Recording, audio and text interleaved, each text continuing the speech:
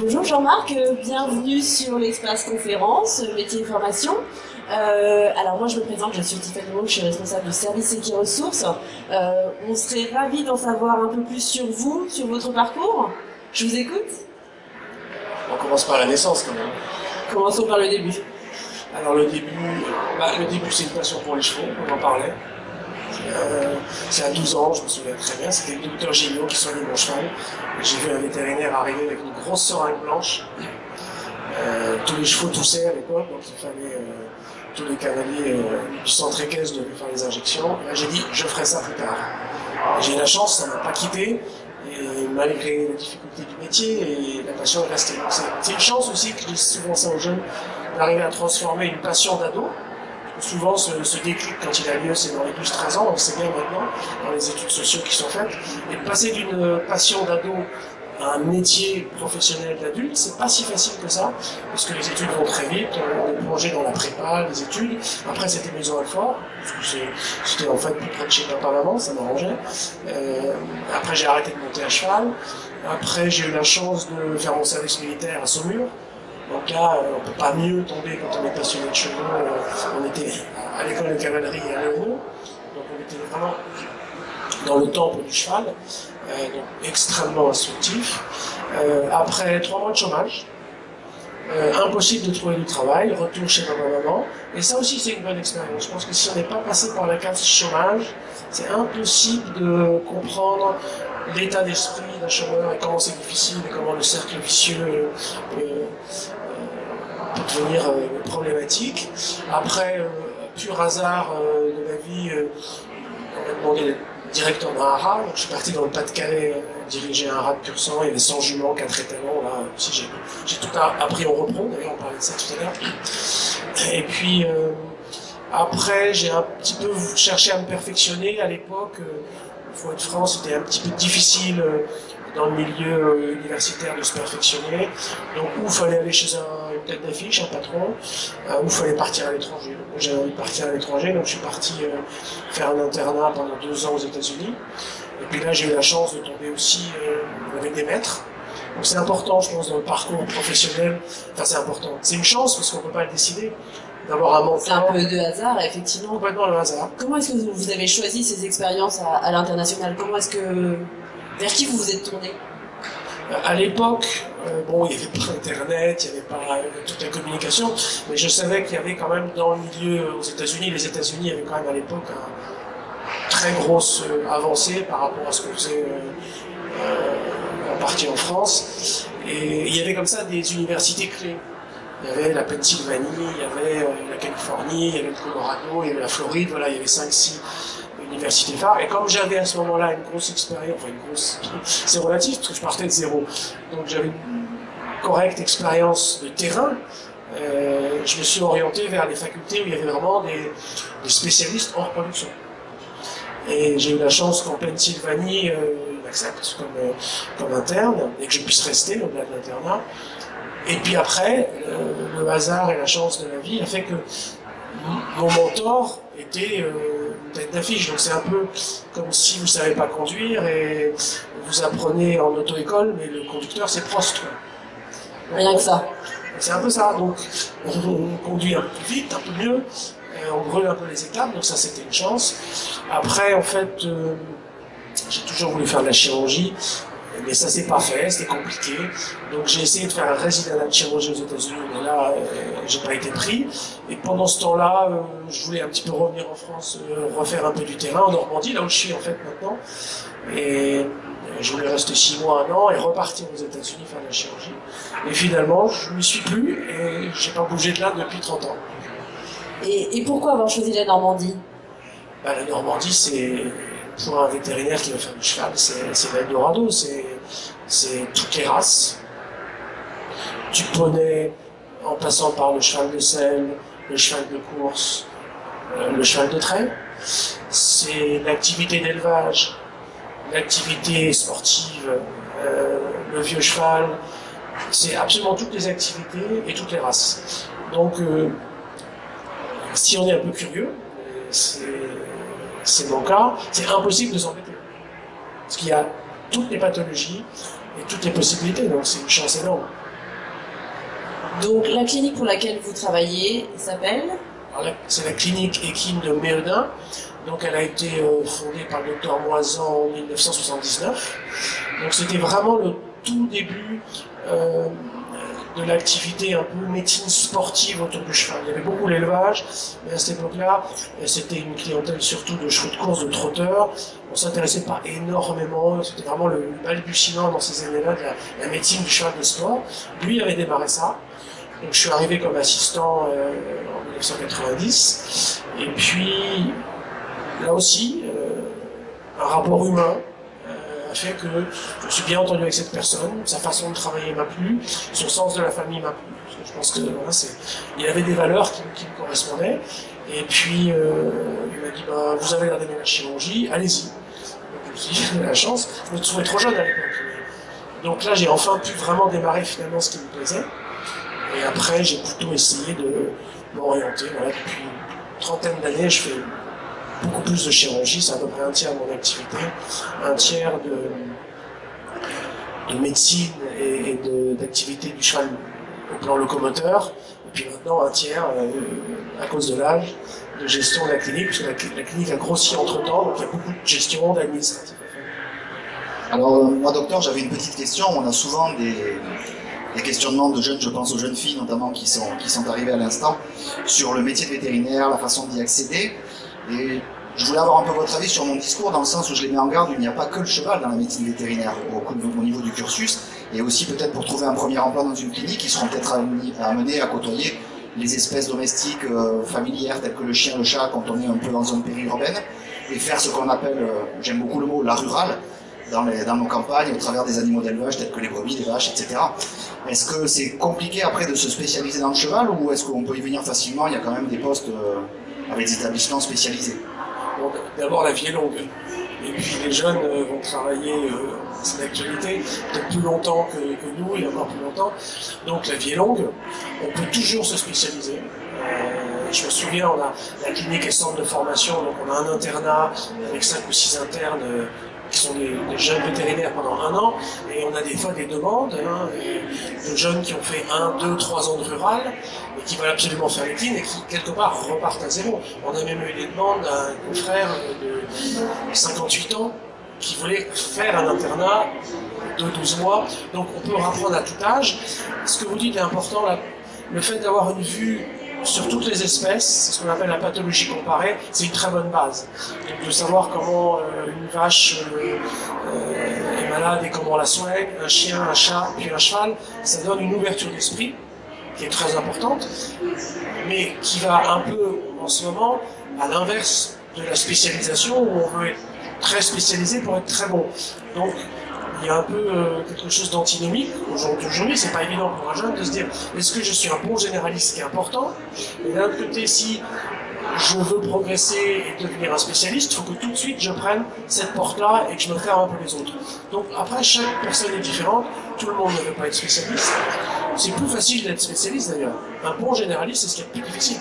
Être capable le matin de voir une vache, 2 heures après un cheval, et 3 heures après un chien ou un chat, c'est beaucoup plus difficile que de ne faire que la même chose. Parce que quand vous faites que la même chose, vous êtes, à moins d'être un peu bête, quand même bon dans ce que vous faites. Donc vous êtes valorisé dans votre position de spécialiste, et vous avez le droit, entre guillemets, d'être moins performant ailleurs. Alors qu'un généraliste qui fait ça, c'est beaucoup plus difficile. Donc on peut tout faire, et la rurale, c'est une très bonne porte d'entrée pour l'équipe, il n'y a aucun problème. Il y a beaucoup d'emplois aussi au jour d'aujourd'hui. Il y a un manque cruel de vétérinaires en rural, on est limite sur le maillage sanitaire, c'est très important parce que le jour où on a une épidémie, une maladie, les premiers à aller sur le terrain, les pompiers de service, comme on dit, c'est les vétérinaires pour gérer la maladie. Donc il faut que la France soit bien organisée, que tous les 5 ou 10 km, il y a un vétérinaire compétent au cas où il y a une épidémie. Et aujourd'hui, c'est vrai qu'en France, on ne produit pas assez de vétérinaires. Donc, la prévision, c'est que dans quelques années, 5-10 ans, la moitié des vétérinaires utiles pour le pays viendront de l'étranger. Donc, c'est pour ça que pendant ce temps-là, on essaye d'en former plus, mais ça prend 7 ans de former un vétérinaire. Donc, c'est vrai qu'on manque de vétérinaires, et surtout en rural, parce que le métier est dur, très dur. Juste pour finir sur cette spécialisation, est-ce qu'elle peut s'aborder dans la fin du cursus des études par rapport au cheval, ou est-ce qu'il faut y venir après les études, après son doctorat? Alors, il y a une spécialisation d'espèces qui peut démarrer lors de la 5e année d'études vétérinaires. Donc, il y a une spécialisation, on choisit plutôt le cheval, plutôt la bovine, ou plutôt les chiens-chats, ou plutôt l'entreprise, par exemple. Donc, il y a une spécialisation là. Après, on peut se spécialiser sur le tas en ne faisant que ça. On peut aussi faire un internat dans les écoles vétérinaires. On peut faire des stages de longue durée dans les cliniques privées. C'est en général 1 an. Et puis après, il y a une étape d'après qui est en 2 ou 3 ans où là on devient un spécialiste, soit de la médecine, soit de la chirurgie, soit de l'ophtalmologie, soit de l'anesthésie. Donc là, on se spécialise de plus en plus. Et en général, c'est par espèce. Je reprends le micro. On aimerait que vous nous parliez un peu plus de votre quotidien. Alors, on imagine qu'il n'y a pas de journée type, mais est-ce que vous pouvez nous parler peut-être d'une semaine, la dernière semaine que vous avez passée? La dernière semaine que j'ai passée, c'était extrêmement varié. Il y avait le matin des juments qui ne remplissaient pas, donc il y avait des bilans d'infertilité à faire. Après, le lendemain, c'est une journée complète de chirurgie. C'est des arthroscopies ou des chirurgies de gorge. Le mercredi, c'était un cheval qui fait du bruit et qui est contre-performant, donc on le met sur le tapis roulant et on va chercher les causes de sa contre-performance. Ensuite, l'après-midi, c'était plutôt de l'administratif à faire. Donc il n'y a vraiment pas de journée type, c'est ça qui est passionnant. C'est difficile de s'en rendre. C'est très varié finalement. Oui. Et moi, je suis surtout aujourd'hui en activité hospitalière, donc je ne bouge pas énormément. Mais mes associés, mes collègues, il y en a qui ne font que du terrain, qui sont des vétérinaires ambulants, et qui ont, eux, ont une voiture aujourd'hui très équipée. Ça a aussi beaucoup changé le métier. Aujourd'hui, dans une voiture, vous pouvez équiper un très bon appareil radio, un très bon appareil échographe, et on peut faire de la très très bonne médecine sur le terrain. Donc on n'a plus besoin forcément de beaucoup de choses d'aller à la clinique ou à l'hôpital pour... Donc voilà, il y a des vétérinaires qui font plus d'activités de reproduction, et des vétérinaires qui font plus d'activités ambulatoires, et d'autres qui sont plus à l'hôpital, comme moi aujourd'hui. D'accord. Vous parliez de vos associés. Est-ce que vous travaillez en équipe? Est-ce que vous échangez? Est-ce que vous êtes accompagné au quotidien? Ah oui, c'est essentiel. On ne peut absolument plus faire ce métier aujourd'hui seul. Enfin, d'abord, on le fait avec le client. Donc déjà, il y a une relation client-vétérinaire qui est essentielle. Il faut qu'on parle la même langue. C'est très difficile à expliquer, mais il faut que quand l'un dit blanc, il comprend bien blanc, ou gris clair, il comprend bien clair. Et si on a une bonne relation de confiance, on a du résultat. Si on n'a pas une bonne relation de confiance, même si le travail est bien fait, on a moins bon résultat. Et ça passe par l'équipe avec le maréchal ferrant, le nutritionniste, l'inséminateur. Enfin, un travail d'équipe est essentiel sur le terrain. Et en clinique, avec les associés, il est essentiel aussi. C'est vraiment le facteur humain, pour moi, aujourd'hui, est la clé. C'est ce qui fait que ça marche. C'est ce qui fait que c'est plus compliqué. Même si individuellement il y a des très bons éléments, il faut vraiment un travail d'équipe. Et on est tous spécialisés maintenant à la clinique. J'ai une consoeur qui fait que de l'ophtalmologie. J'ai un confrère qui fait que de la chirurgie.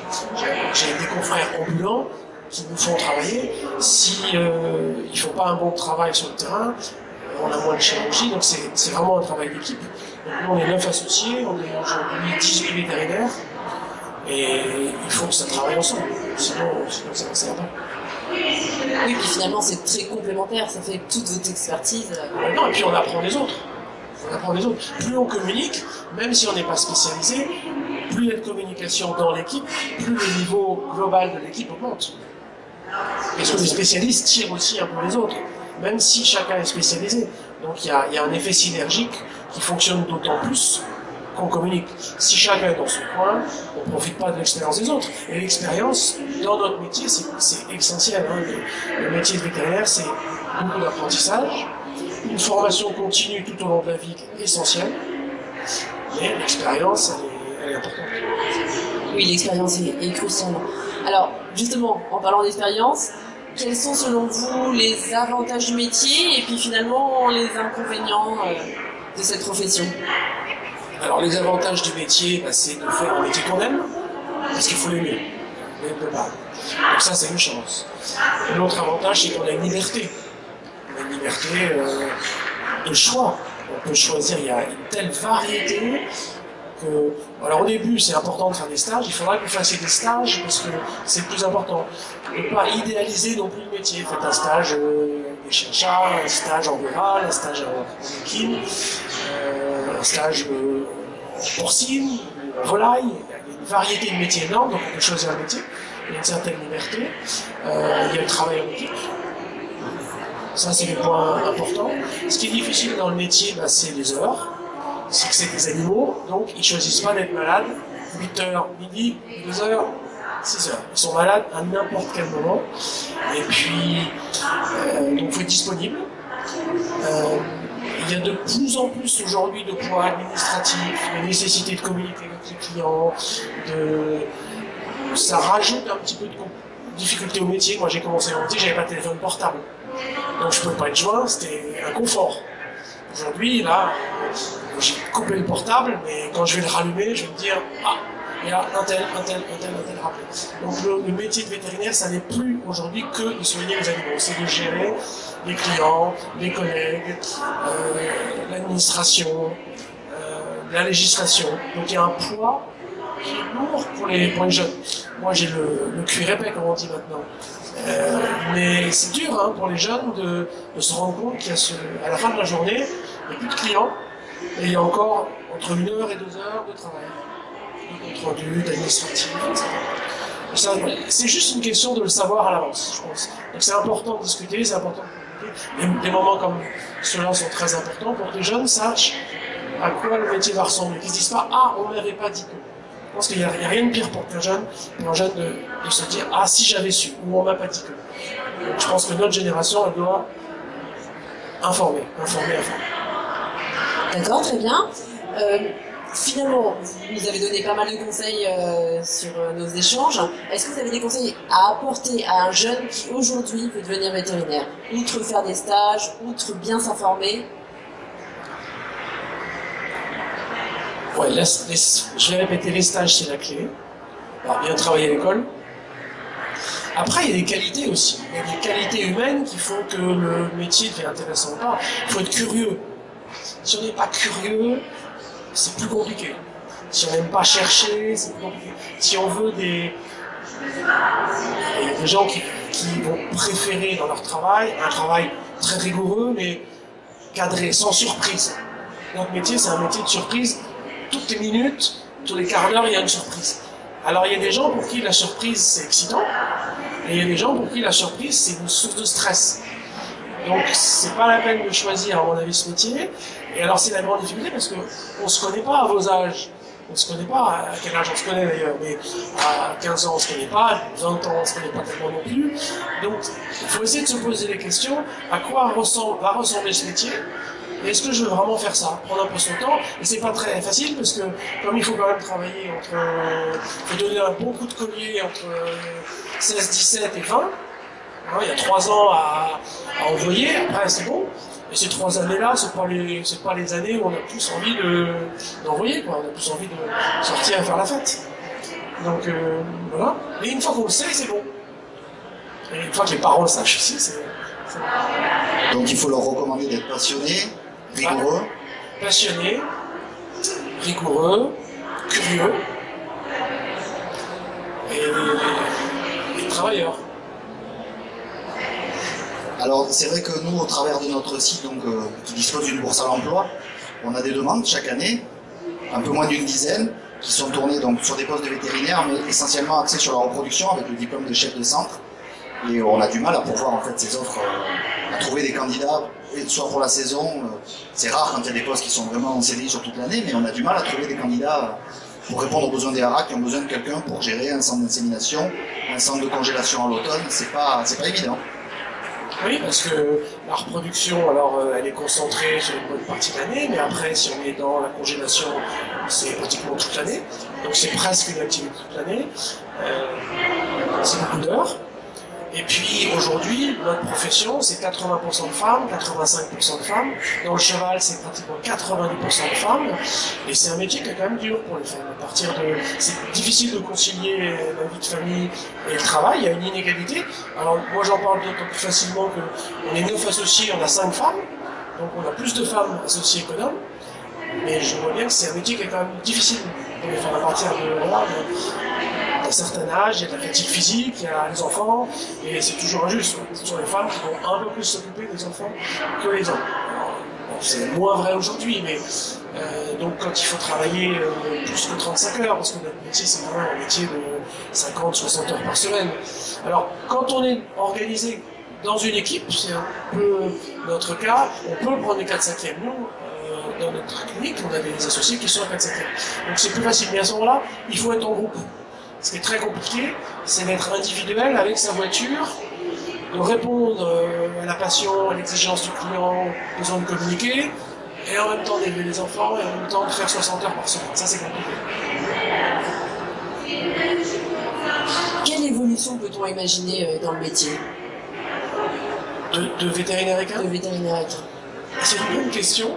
Je ne sais pas du tout comment le métier va évoluer, parce que on peut penser que la logique, c'est une très bonne médecine ambulatoire de terrain, et à l'inverse, des groupes qui deviennent plus gros, et c'est ce qui se passe depuis une dizaine d'années, parce qu'il faut concentrer les compétences, les investissements.